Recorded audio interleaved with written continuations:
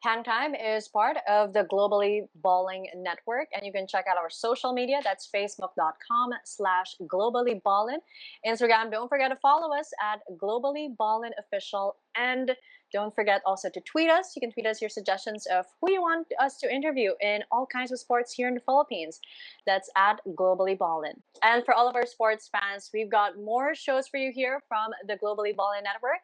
We have the Globally Ballin podcast, an eternity of basketball, Hang Time, and Who the Heck Are We? Just check it out on our YouTube page. That's at Globally Ballin. And don't forget to subscribe and hit the notification bell so that you'll be notified every time we release a new video.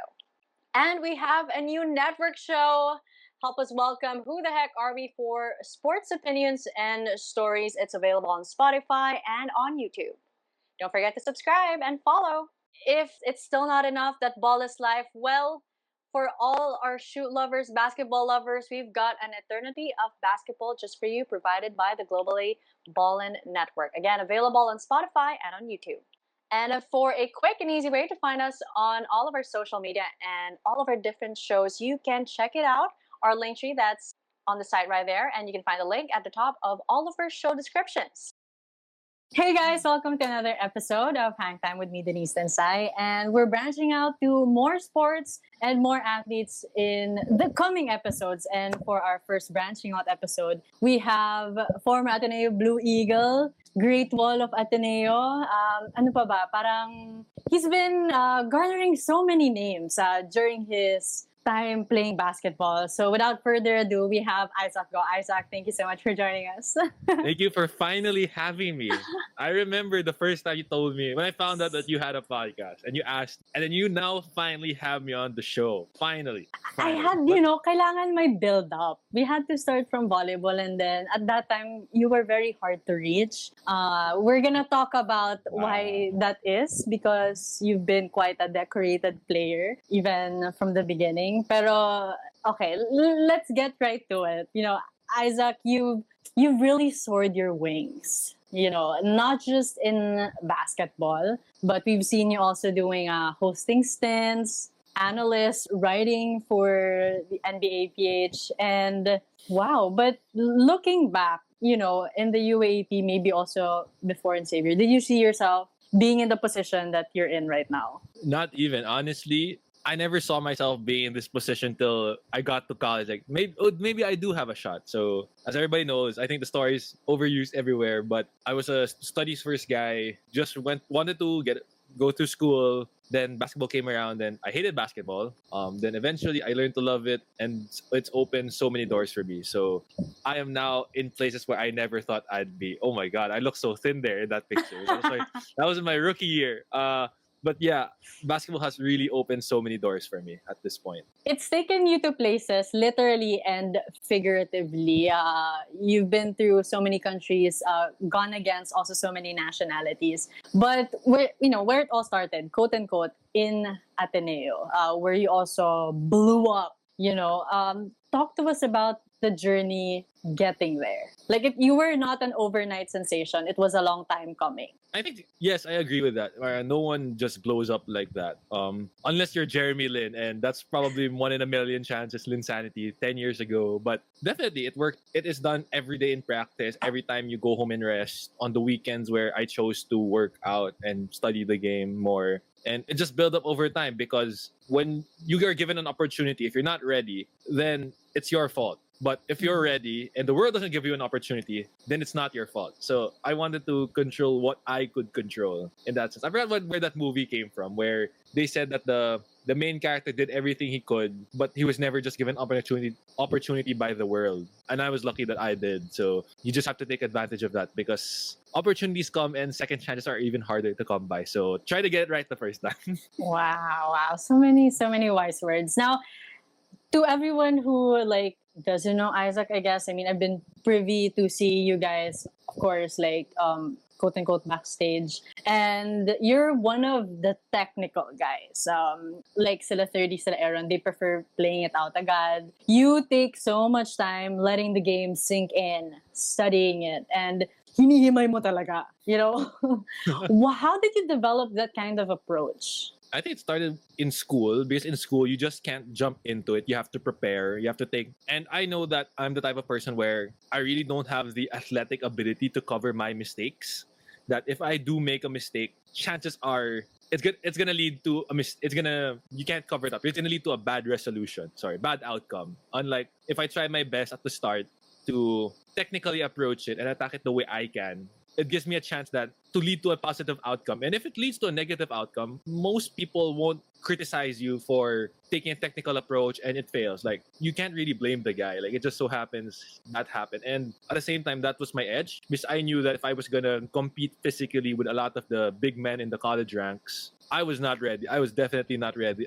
I think to this day, ang layo pa rin ng gap for the most part. But if I can find a way to have a competitive edge over them, and that was through the technical side, then maybe I do stand a chance to play against these guys.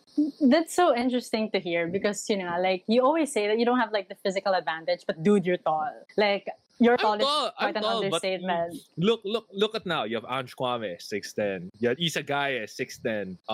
Alfred Arago was 6'6" and he was big. Karim Abdul was maybe 6'5", but he was big. Ben Mbala was 6'6", but he had incredible athleticism. Ike was 6'9". You see Ike is a wall. He's just wide. He's strong. So yes, I may be tall, but when you get into college, tall doesn't get you that far. And no, but the thing is, so you're tall, but then why, like, how do you continue to develop that kind of yung being nitty-gritty in the details? Because you're obsessed with that. Like, I've seen your notebook. Parang you really, like, take down all of those things. You're religious to that sense na talagang everything has to be marked, noted, so that you see the progress. Like, why so specific? You're making me sound like I'm I'm so focused. But because you are. I think you balance it. There are times, let's face it, guys. Okay, super sabaw ni Isaac. But like when you're like in the game, when you're like there,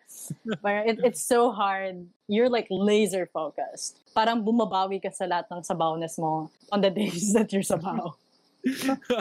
I think it's just because I know that I have to come into that game focused because I've had a lot of times where I didn't come into the game focused, played horribly, and parang nakakahiya eh. Parang when you play basketball, when you play any sport that you're competitive, you want to show your best. Mm-hmm. You want to show your love to the sport by giving your all, giving your best, and sometimes that may not be enough, and you can live with that fact. If it's not enough, that means you just have something to improve on. But if you know that you could have done something, if you could have played better and it was in your control, then that kind of eats at me. That kind of makes me say like, damn, I should have played better. I could have played better. Rather than that sometimes where, oh, I think I've done what I could. And now I can relax. Like I can accept that fact that I couldn't have done anything better, anything more. So siguro that's why I'm super focused in the game. And at the same time, that's my competitive edge that I have to try and analyze everything. I have to try and break down everything. But sometimes it's to a fault already. And that's my competitive advantage. That's what I feel will give me an edge over my opponents. And hopefully that could make or break a game, but it shouldn't. But it's just about winning every possession. Small details matter. It's so good. Aside from, of course, attention to detail is one of your strengths. You're very much aware of your weaknesses and things that you can improve on. Now, you're part of like a special era of basketball. Special era? Wow. Why? Yes. Wow. I mean, okay, we're not counting the classics of before. To all of our listeners and viewers, we are not discounting that. I'm just saying, it's a new age of basketball right now, especially in the UAAP. Before COVID hit, again, there's always that disclaimer. Started from season 79, the first time that Coach Tab coached for the Ateneo Blue Eagles. And everyone knows who's been part of season 79 with the Ateneo team na it's always been dubbed as the Cinderella run. And that's because no one ever thought Ateneo will make it to the finals. And to put up that kind of a fight even and to see that kind of maturity among its players and the style of playing that you guys have definitely shown. As a player, from your perspective during that season, can you tell us your thoughts, your feelings, what you were going through during that journey? I think that was your year. So of course, kasama ka doon sa special group. But I think that it all started when we literally got beat by LaSalle twice like Coach Tab came in, really didn't know any of us, didn't know what to Yeah. expect. We didn't know what to expect from him. So and then we got blown out by LaSalle twice. I think one in Phil Oil, one in Enderon. And that changed all that. And Coach Tab really saw what we lacked and pushed us. And I think at the same time, because he believed in us and said that we could go all the way, and showed it in every day in practice by putting us to work. And we did respond, giving him hope. We saw his hope in us and his belief in us that we can do it. Like, just because everyone's counting us out doesn't mean we're counted out. Like, we can still do this. And I think that everyone bought in, everyone believed in him. He believed in us. The coaches, management, everybody bought in. And I think throughout that year we saw it. We saw there was a growing pains. Definitely there were times we were like, what are we doing? Is this gonna work? Is this gonna be enough? And in the end, he showed, we showed each other that we could have done it. And even if were you in the dugout in the finals game after that finals game too? You remember what he said? Coach Tab said a lot of things. And there were lots of crying. Yeah, there was. But the one thing that's always stuck with me was, you know, that how after you lose a championship, if you give it your all, I'm gonna like the typical thing to do is to console the players and like say you've done great, like all that stuff. He said, "You guys did great, but I'm not gonna console you guys because we could have won that game. We could have won that series. You just weren't ready." And I think maybe that was him playing with us, because I think that lit a fire in us that next year to come back and win that year. Even though I remember LaSalle was still the favorites in that year. Yes. So that really stuck with me till this day. What he said, that I'm not gonna console you guys. You guys weren't ready for the moment. The moment became too big for you guys, but you could have beaten that team. I mean, those are big words coming from Coach Tab, because we all know how he can also be quite objective. Like, I remember when you lost to UP the first time, like in forever, and everyone was panicking, and parang Coach Tab was saying, like, I don't get why you're panicking, because you did the job, you did exactly what you were supposed to do. It's just a bad day. Like, it's just the shots weren't going in. So parang you could always expect Coach Tab to really know what's up. Now, he's not there to baby you guys at the same time, like too much tough love. Like, he knows exactly what should have been delivered during a game. Now, after that Cinderella run, you guys were unstoppable, consecutive championships, and then here we go to the Gilas. The preparation, everyone was so hyped up, and also sa D-League of the PBA, you guys, that was also like a great practice. Talagang tinutukan ng mga tao yun. How was it like also moving from college basketball? I mean, UAAP is a big place to quote-unquote play on and perform. But this one, even bigger, with your reach, with the competitiveness, also with the style. You guys kept maturing. You kept maturing. How was that journey of growth for you? And just to clarify, when you say that it's really it's a big, UAP is big, and you think about it, only how many people make the UAP or /NCAA, and then how many only of them make, let's say, the PBA. So you can see that as you go up, the level of competition just doesn't get lower; it gets higher, because now only the best of the best make it. And I think during that summer, I saw now, okay, what I did in college might be enough to make it, but if I wanna make this my livelihood, if I want to secure this to be my career, I have to do more. You can't just stay in the same level. I'm not one of those guys who... I think there's a perfect comment about it. I forgot who was the guest in JJ Redick's show. He said, when you go to the NBA, probably the top 10 or 15% are guys that no matter what they do, they're going to make it. And the rest of the 80, 90, 85% of the league can change in and out. Like, they're replaceable. And I felt I belonged on the 85 to 90% of the group, that I had to work, that if I didn't work, someone was going to take my slot, that someone was going to beat me to it. And that's where I realized that, okay, I made it to college, I did good, but now what's the next level for me? How do I get to that next level? And I think it was a learning process for me, because I didn't know what it took. And I think being with Gilas, being with Coach Tab, being with all of the coaches and all the players throughout that Gilas time was a wake-up call to me, because now I get to go up against PBA players. In college, we really didn't have that opportunity. And now you go up against them in practice, you see how they act, how they take care of their bodies. Now, that was one of my early lessons, that to see, like, if I want to have a successful career like CJ, Kiefer, Justin, that's what I have to do. It's always so hard to find that I guess, ingredient to make you stand out. And I mean, you've proven it. Eh. It takes time, it takes learning, it takes a lot of exposure to so many things to be able to identify that. But let's talk about that wins over Korea and how you guys, that team really was able to set a standard and how that just lit up so much nationalism and patriotism for all Filipino basketball fans. And it sent the country, those who are of course into the loop, into an uproar. How did that happen? I know it's such a like super big question, but sometimes you guys were not fresh out of college, but sorta, and very very young compared to that Korean roster. But what made you guys win over them? I think it was a combination of a lot of things. I think first of all, I think if it wasn't for COVID, we were supposed to play them. I don't think it was Feb.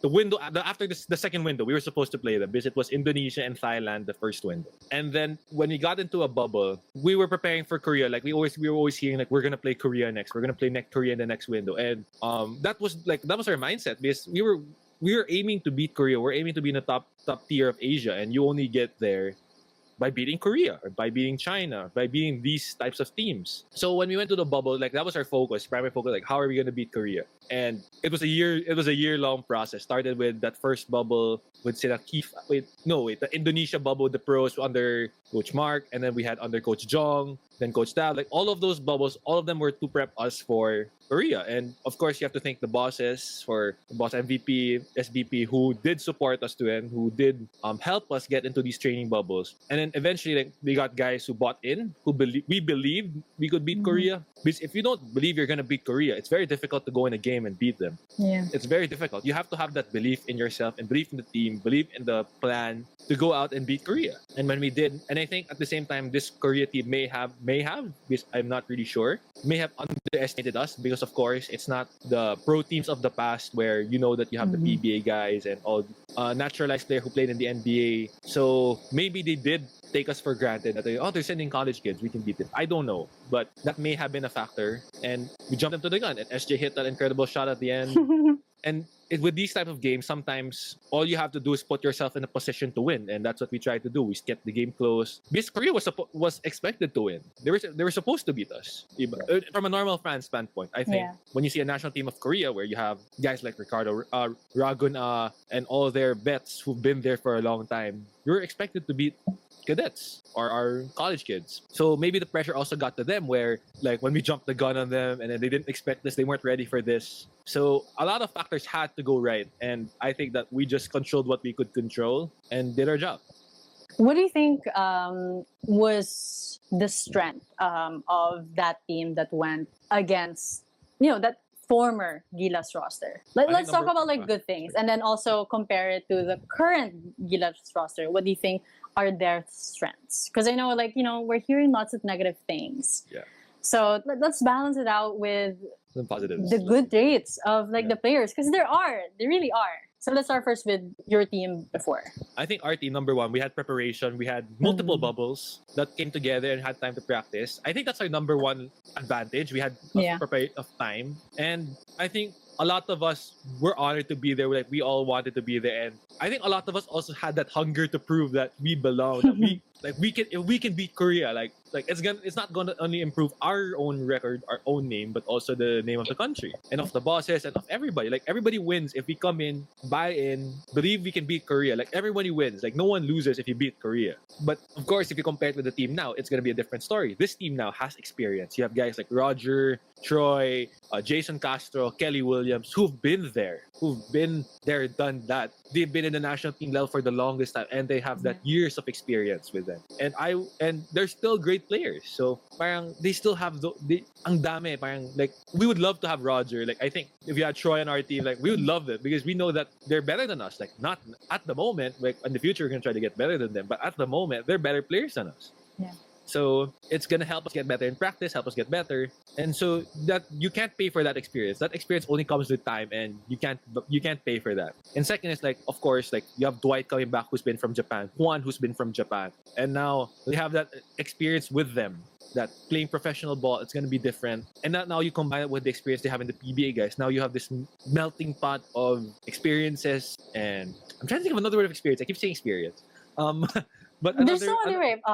Experience. but experience, diba? Parang, but it's now a melting pot. Now you're sharing stories, sharing tactics. Oh, this is what Yeah. we did, and this is how we played a certain player that played this way who's similar to that. And like it adds to the knowledge, it adds to the body of work of the national team. And at the same time, this PBA team that's coming there, they played together for a long time, especially that group of Talk and Text core has played together. Unlike us, like it was literally the Ateneo boys who kind of stuck together. Then you have half the other team who isa-isa from their own respective schools. Mhm. But this Talk and Text score has been here together for a while. They've built camaraderie. They know how to play with one another.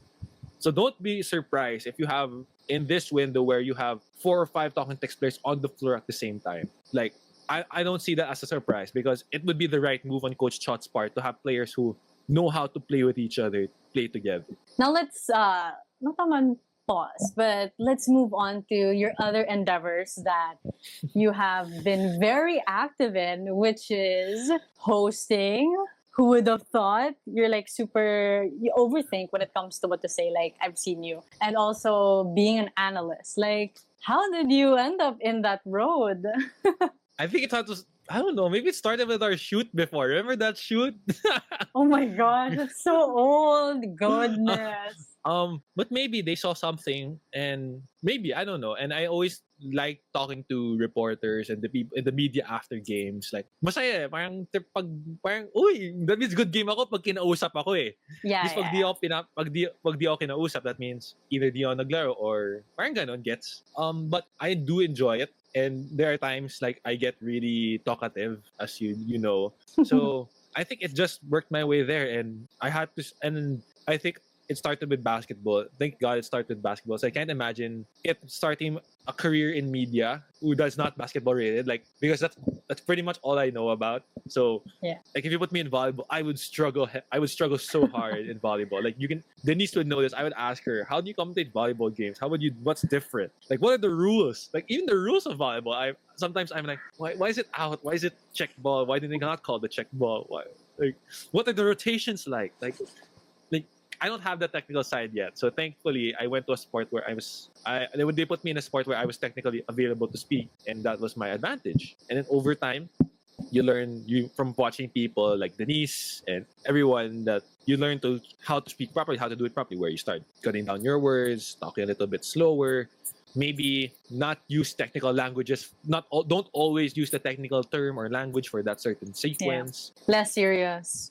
Less serious, get a little bit more fun with enjoy it, don't always be like so uptight. And yeah, that's how it started to develop. And I think over time they saw the producers saw potential in me to do something. So it started one thing. I think they saw me, Coach Charles and CNN before got me to cover NBA games post game analysis. And I think that's where it started. I think that was my first real one. And then eventually when I would always joke around like, kunin nyo naman ako analyst ng UAP.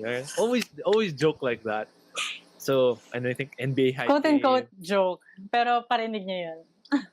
and NBA hype game, all these guestings, eventually, it just built up. Like, it just snowballed, really, for me. And I'm really happy to be in the position now. I'm lucky that I'm still talking about basketball. I can't imagine writing not about basketball at this point. So, thankfully, I'm in a comfortable spot. But, of course, I do want to expand. I don't want to just stick with basketball. But, NBA hype, writing for NBA is completely different size. Now you see it now. It kind of opened my eyes. I think you know this, like because you made the jump from sports to news. I made the jump from writing from playing to writing to speaking. Like completely different. Like we know that it's completely different, and now it just opens our eyes to what really goes beyond it. Producing shows like this, in producing these massive media companies that we do enjoy content from. So kind of opened my eyes really, and I really enjoyed it. I really enjoyed the process of it. We see that the improvement, especially for me, like seeing how you used to do it first and you're so awkward, and I would have to tell you like, no, that can't be your tone, it's too monotonous, like you have to put variation. But you said nga kanina na you want to explore more sports. What other sports? And are you like starting to study for it? Not. I do have. Not yet. I haven't expanded it because I think I'm still primarily focused on basketball at the moment because I want to be great in it before I start branching out a little bit. I do know a little bit about football. Congrats to the women's national team for making us proud. The volleyball, I do have minimal idea of other sports, technically speaking. I just don't know the strat.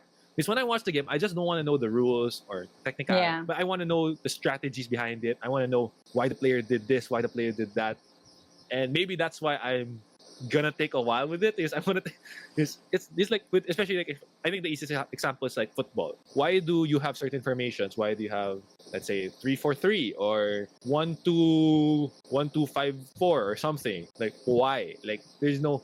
And I want to know the science. I want to know why teams decide to do that. And maybe that's why I'm taking my time with it. And probably, I think volleyball would be the one easy in the horizon because it's arguably the second biggest sport in the Philippines next to basketball. I mean, Mika used to play, your younger Yeah, sister. like Like, Mika you're used to very much play. aware. Yeah. Yeah, so probably that. Probably it's going to be volleyball, but who knows? Like, you could hear me commentating maybe golf, ping Whoa. pong, like Whoa. chess.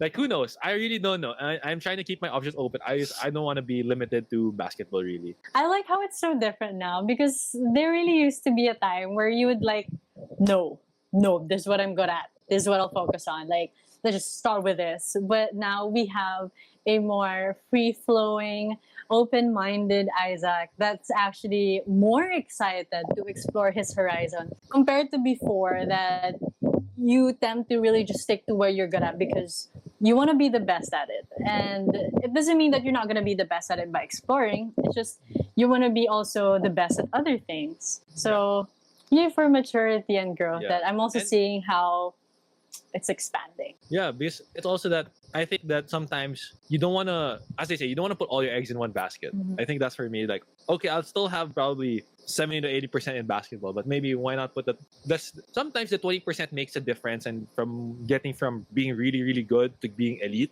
But sometimes the 20% won't get you there. So Yeah. maybe sometimes you see that instead of putting the 20% there, that will make me still stay good. Why not put it somewhere else where you can be now a little bit aware of, a little bit good. So maybe put the 20% that's in volleyball, and now you're able to. And now once you start, it kind of just snowballs. Like I said earlier, just snowballs. That once you start studying volleyball, maybe you start talking to the right people about volleyball. You start commentating, coaching. Who knows? It just snowballs. It really just snowballs. I like it. I can see that, coaching. And I think one thing, my main takeaway from this interview, this conversation with you is, first, it's important to know yourself. Second, know where you're investing yourself. Again, be smart in where you put out other parts, like the 20%, as you were mentioning a while ago, because you never know where it can lead to and how maybe it could exponentially grow. But as we end this conversation, you've had so many followers, and it's only continued to amass the more that you put yourself out there, like with PBA, Gilas, and then now doing your hosting stint for NBA Hype, and who knows, the UAAP. I guess what could be your encouragement to your fans also that are too scared or are scared to wander away and explore the unknown?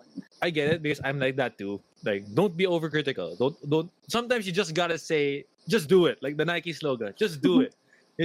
I'm like that. I overthink a lot of things, and whether it was my decision to play, where to go to college, what course to take, I'm too calculative to that. And there's nothing wrong with that because I'm the type of person who's a little bit more conservative. But sometimes you just gotta say, you gotta do it.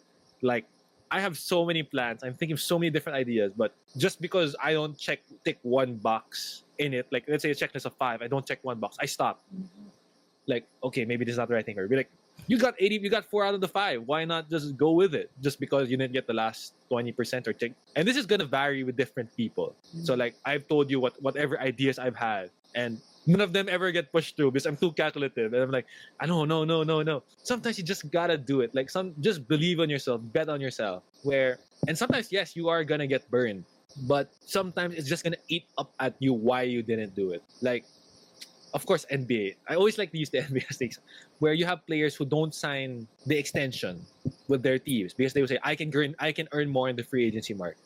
And sometimes they get more money. Sometimes they get burned. And you just gotta live with the decision, because if you don't make that jump, sometimes you're gonna regret it that you don't make that jump, that you didn't do it. Why didn't I do it? Just because I didn't have everything in line. And sometimes you'll just do it and you'll figure it out. Like you're gonna figure it out as you go on. Like let's be with hosting NBA Hype, I was like, how am I gonna do this? Like what are we gonna do? Like I didn't prepare. Like it's so different hosting a show than being a guest on a show. Now you have to prepare. There's scripts you have to read. You have to know the topics at hand. You have to start mediating and reading people's languages. Because as a guest before, the host adjusts to you, right? Yeah. You'd agree. You'd adjust to the guest. Now you have to adjust with, like in NB Hype, with 4 other people. You have to read body language. Like sometimes if someone gives this answer and you want to give that answer, you can't anymore because it will seem too repetitive. Like if I was too calculative, I would have not taken it. Like I would have just said, no, I don't know how to do this yet. No, I don't know how to read from a prompter. No, maybe I don't have the nice clothes or the wardrobe to show off. And no, eventually you just gotta say, just do it. I may get burned. I'll just have to live with my decision. But instead of saying what could go wrong, what could go right, there's a lot of mindsets behind that. So it's all about mindset, and take it from Isaac, who's overthought a lot of things in his life. I mean, I am a testament to that. So if he can do it, guys, you can also. Isaac, thank you so much for joining us, Isaac. Like, it's been a pleasure, and I wouldn't have thought of anyone else to cap off the branching out of Hang Time. Thank you for having me. It's finally great to be on the show, man. Finally. I'm gonna repeat that every time we see each other, and it's great to catch up with you. It's been too long, and glad I had so much fun doing this interview. Really, I really enjoyed having this interview. Isaac, everyone. Clap, clap, clap, clap, clap. Thanks, Isaac. No problem. Hang Time is sponsored by Cuts Apparel. So that's with a Z. Follow them on social media at Cuts Apparel PH and hit them up for your company and sports uniforms and button-down biking polos. That's at Cuts Apparel on social media.